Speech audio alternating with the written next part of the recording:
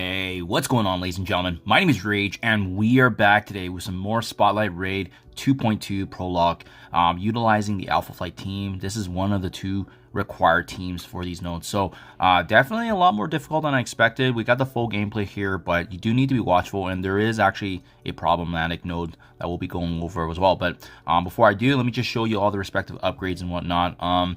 Chances are I'm probably going to put a little bit more investment into my Alpha Flight just to make it easier in terms of me being able to sim, because you'll see I have the manual play most of it, but there are a couple nodes that are safer to sim on, which we'll also talk about. So without question, North Star is the most important member. Make sure you have him fully upgraded to the max. I mean, he's going to be the most important character of this team because of the damage he brings, but as well, just the raw importance of him being able to make the rest of his team even better. And you'll see clearing the waves is going to be extremely important, especially his turn 1 ultimate.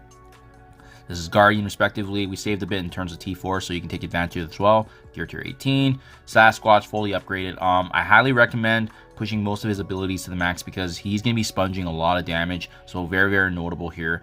We got Sunfire, also boosted up in terms of some raw damage output, as he'll be synergizing and generating ability energy for his team. And then finally, we also have Wolverine here to wrap things up. So, without further ado, let's get started into the gameplay. Okay, so first note, this one's definitely hands down probably the easiest node or the second easiest node. So next time I do this, I probably will just sim it. But yeah, similar to how we played Spotlight 1, we want to activate the ultimate with North Star right from the get-go. And we want to be targeting the big time Spider-Man in the middle just because of the raw damage output he can do. But what gets interesting in this challenge that we go through is the fact that there's a couple of Circes around, so they can obviously cleanse and whatnot. So we want to clean things up. Remember, with Alpha Flight, you want to be taking down enemies as soon as possible because it's going to be able to grant debuffs on the enemies, and as well it generates ability energy for our team. So essentially we can snowball these guys, right? So that's why you know, depending on who you target, if you're taking longer to kill enemies, it can actually slow down the synergy of this team. So for the purposes of us trying to get through as quickly as possible while also sustaining our energy output, you really always want to be targeting the lowest enemies as soon as possible, and then it just snowballs and snowballs and snowballs. And generally, you don't have to worry about energy, such as, you know, saving your abilities at the end of the match, because Alpha Flight also gets energy upon the start of a match. So it's pretty notable, but as well also on the enemy's death, making this node 1 super duper smooth. Okay, next comes what I think is probably the hardest node out of the 4 nodes that we do with Alpha Flight. So it's because we're up against this mixture of Cabal in the very beginning, and there's a mix of Illuminati characters, there's a zombie jugs. So what worked for myself is, outside of upgrading the team, I think that you do need a minimum of 2 attacks if you're doing it correctly. So we activate North Star ultimate similar to the first node, we finish off zombie jugs, but there's going to be a boatload of damage that's coming our way, and it's going to be easier just to 2-shot this, because you'll see these enemies are going to have their wave, their damage, and 1 or 2 of your Alpha Flight members may be taken down. So for myself, when I was going through this and experimenting, what worked was backing out, because remember, Alpha Flight does start with full energy, right? So we get them to a certain point where we can actually leave the battle, like as so. They go ahead, do their attacks. That was one enemy taken care of, and now we go back in with a full Alpha Flight, and we were able to get the job done. So now we're back in, energy fully replenished. We healed up. I think Sasquatch was a little beaten down. Didn't bother Guardian because, like, he'll get the heals back anyways. But yeah, it refreshed all of our buffs and whatnot. You can see there's a burst of damage that comes our way, and hence why I think it is important to have this reset, because there's just not enough cooldown period for us to sustain the damage that's going to be coming. So especially with Cabal synergy. So yeah, definitely one of the big ones to target on this initial wave is going to be the Iron Patriots. They do a lot of damage. If you can stun at least one of them, slow them down. But again, as I noted, node 1, this team thrives on being able to snowball, right? So we have to get that going, so that way debuffs are placed on the enemies. We finally have the Sasquatch turn to actually give us back some buffs and protect our team a bit there, and then burst down with Sunfire. So this is really, really important, guys. If you can't get this down, the good news is you can just retreat, but I do think it's really, really important to have that reset in between, because there's just a snowball of damage that's coming our way, and essentially with Alpha Flight, they just don't really have enough protection. And not my team anyways, at gear tier 18, level 95, but maybe if you have all of them at level 100 at gear tier 18, it probably will work too. They just need additional resistance and HP to kind of sustain that output of damage.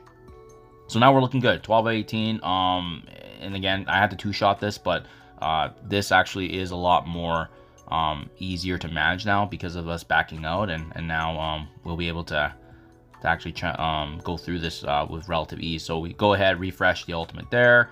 And once again, the back-to-back North Star ultimate, massive damage there. And now the number of debuffs, this is looking very, very, fortunate for us now. We can manage this a lot easier, especially with these debuffs, right? So now we're just focusing on the enemies that are weaker, and trying to get that snowball effect, the debuffs, the energy, and that way we can rinse and repeat when the next wave drops. And where it gets interesting is it is this full-on dying team, right? This zombie Scarlet Witch does drop. She is going to be very important to focus in on because she's probably going to be the most headache out of all the rest of them if they have the synergies with Zombie Jugs, Iron Man, and so forth.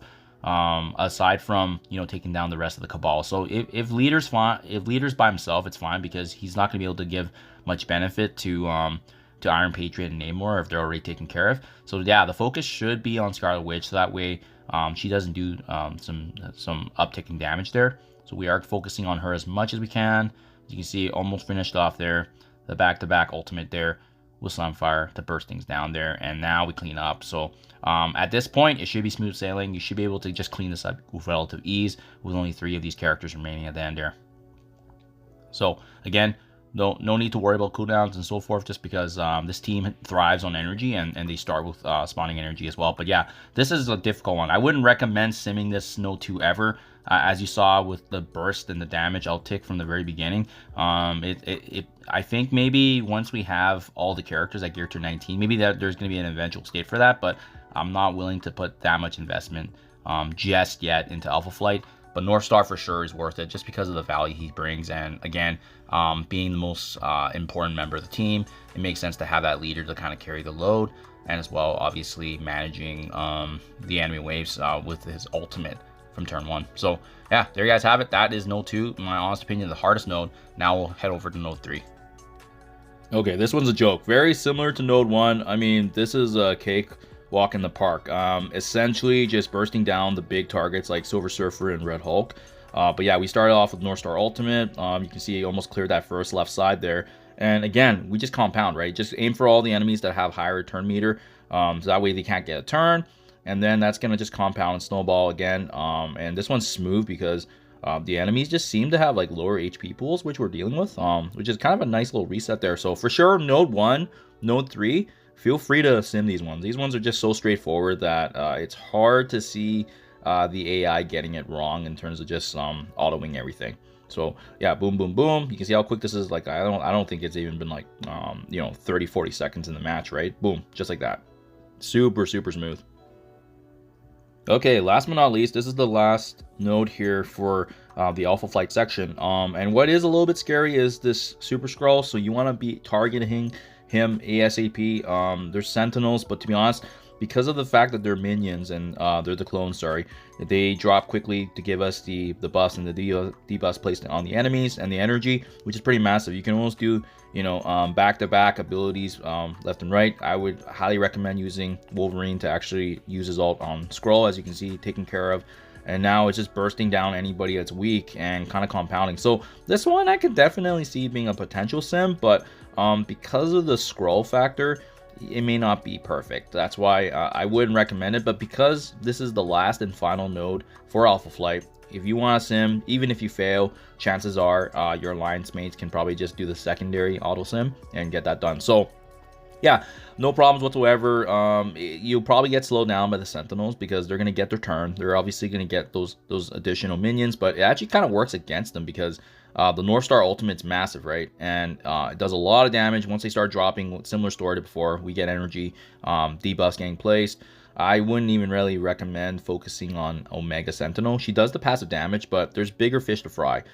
In this case, the Lady Death Strikes, taking down the big taunts like Sentinels and as well as Tigra. I think those are more important to focus in on. And even with Omega Sentinel's passive damage, you don't really feel it whatsoever. So we're just bursting down with Sunfire's huge ultimate every single turn here. Boom, boom, boom, ability energy, debuffs, you name it. And that is likely going to spawn pretty close here to the last wave. But yeah, the synergy of Orcus is supposed to be stronger, but the fact that they get basically debuffs from turn 1 with the synergy of Alpha Flight is what makes this such a one-sided battle.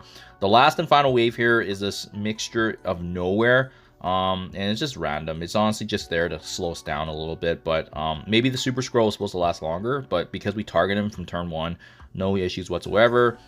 7 out of 18 remaining, and once again, we just go ahead and inflict the bleeds. Yeah, so that Omega does last for quite a while, as you can see. When we don't target her, she's just going to be on the sideline. But like I said, it doesn't really matter just because you don't feel her damage with all the buffs that we got. And even like, you know, characters like Nova, they're way more important to take care of just in case they activate, obviously, those big buffs that can support the team. So there you guys have it. That is a wrap here. 4 nodes, Alpha Flight, pretty straightforward, but again, minimum investment is at least gear tier 18. Could you get it done with, well, the gear tier 19 on North Star? Possibly. I think having his notable damage is really, really important just for the synergy, and these Sentinels are going to be quite annoying at the very end here. But yeah, just remember that this synergy of the Alpha Flight should be able to carry you through. It's night and day compared to the Spotlight 1 raid, but still very, very manageable. It's that node 2, which is that mini boss node that you just got to watch out for. So that's the one thing. Again, maybe you need a full gear tier 19 to sim it, but in the meantime, that's kind of what's working for me to do that quick little reset. So hope this is helpful. Let me know what you guys think in the comments below. Thank you for your time as always, and I'll catch you guys in the next one.